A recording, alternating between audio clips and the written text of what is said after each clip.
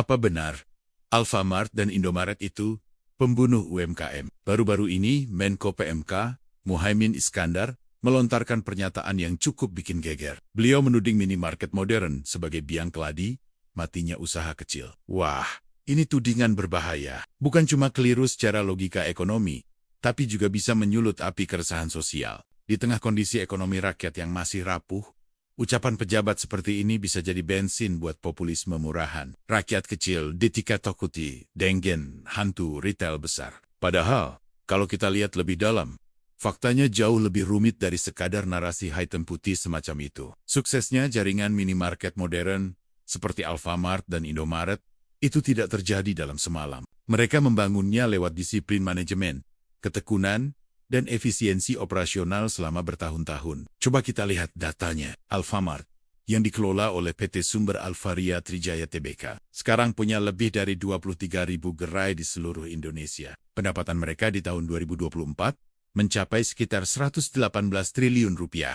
Indomaret, di bawah naungan PT Indoretail Makmur Internasional Tbk, mengelola lebih dari 20.000 gerai dan mencatat penjualan kumulatif sekitar 74 triliun rupiah. Angka-angka ini bukan cerita tentang raksasa jahat, tapi bukti perusahaan yang tumbuh karena pintar membaca pasar dan memenuhi kebutuhan konsumen modern. Harga yang pasti, stok yang selalu ada, dan jam buka yang konsisten. Lalu, apakah kehadiran mereka otomatis mematikan UMKM? Tunggu. Faktanya, lebih dari 12.000 pelaku UMKM justru sekarang jadi mitra Alfamart. Lebih dari 900 produk UMKM sudah nangkring di rak-rak gerai mereka. Ada yang jadi pemasok tetap, ada juga yang buka lapak di teras gerai. Indomaret juga punya program serupa. Mereka menyediakan ruang untuk usaha kecil di depan toko dan membuka peluang kemitraan pasokan. Jadi, rantai distribusi modern ini justru bisa jadi jembatan bagi produk lokal untuk dikenal lebih luas. Buktinya, coba lihat fenomena warung Madura atau warung Batak yang buka 24 jam, dan makin menjamur di kawasan perumahan. Mereka tetap bisa hidup dan berkembang pesat kan?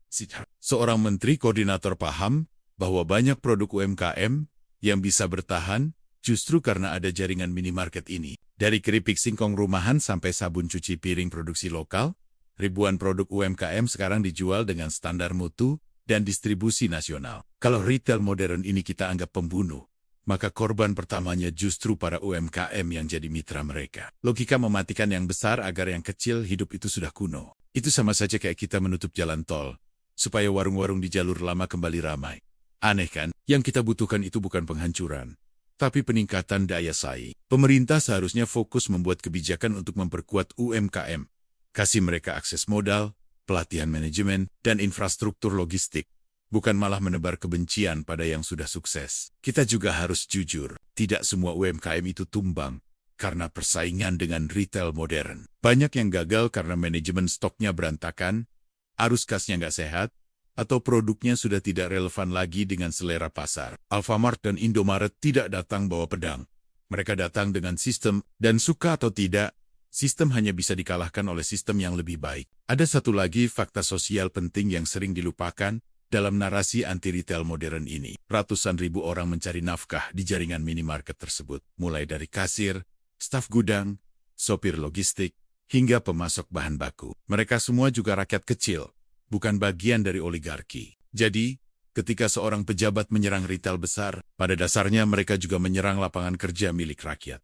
Ekonomi tidak bisa dibangun dengan rasa iri. Pernyataan yang sialola meristui, penghentian yang besar bisa memicu konflik horizontal antara pengusaha modern dan tradisional. Kita sudah terlalu sering melihat kerusuhan sosial yang berawal dari kesalahpahaman ekonomi. Seharusnya, pejabat publik itu menenangkan, bukan menakut-nakuti. Suksesnya Alfamart dan Indomaret adalah hasil dari konsistensi, bukan konspirasi. Mereka memang tidak sempurna, tapi keberadaan mereka sudah menjadi bagian tak terpisahkan dari ekosistem ekonomi nasional kita. Yang kita butuhkan sekarang adalah sinergi. Bagaimana caranya agar lebih banyak lagi produk UMKM bisa mengisi rak-rak minimarket, bukan malah menuntut rak itu dikosongkan. Negara harusnya jadi wasit yang adil, bukan provokator. Biarkan semua pihak bersaing secara sehat. Yang kecil dibantu untuk naik kelas, yang besar diawasi agar tidak semena-mena. Karena pada akhirnya, ekonomi itu bukan soal siapa yang menang atau kalah, tapi soal siapa yang terus bekerja keras dan berinovasi. Membunuh usaha yang sudah berjalan bukanlah sebuah keberpihakan,